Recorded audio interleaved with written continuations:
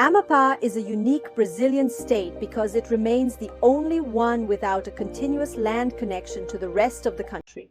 Many people assume this is simply due to a total lack of roads, but the reality is much more complex.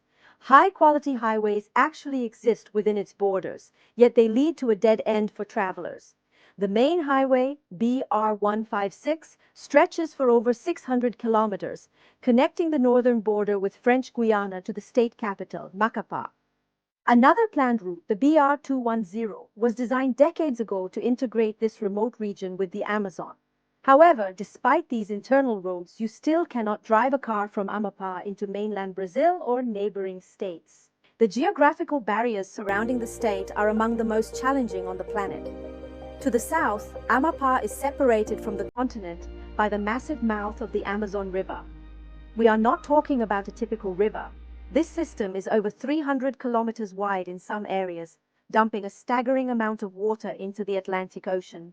Constructing a bridge over the Amazon's mouth is currently a technical impossibility for any nation. The riverbed is constantly shifting, with islands appearing and disappearing through seasonal floods.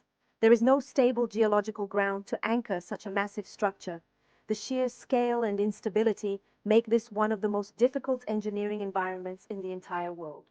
To the west, the Jari River creates another deep, natural fortress surrounded by dense, flooded rainforest. This area is incredibly remote, lacking any existing infrastructure to support a massive construction project. Building here would require starting from absolute zero, transporting every piece of equipment and material through hundreds of miles of thick, untouched jungle before even beginning the work. Interestingly, a bridge does exist in the north, crossing the Oyapock River into French Guiana. Completed in 2017, this bridge connects Brazil to France, but it does not solve the internal isolation.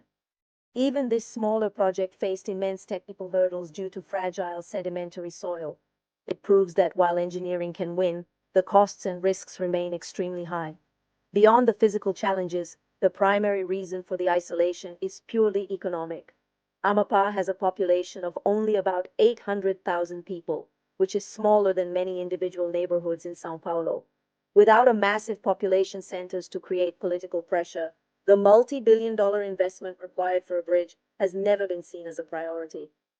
The state's economy also lacks the industrial or agricultural scale that usually justifies massive infrastructure.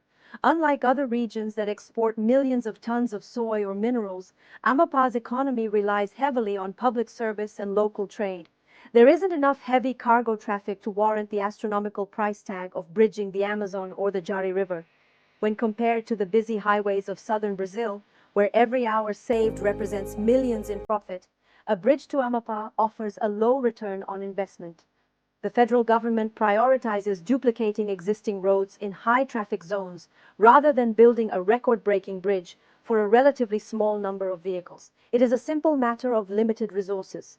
Ultimately, the isolation of Amapá is the result of a unique battle between geography and economics.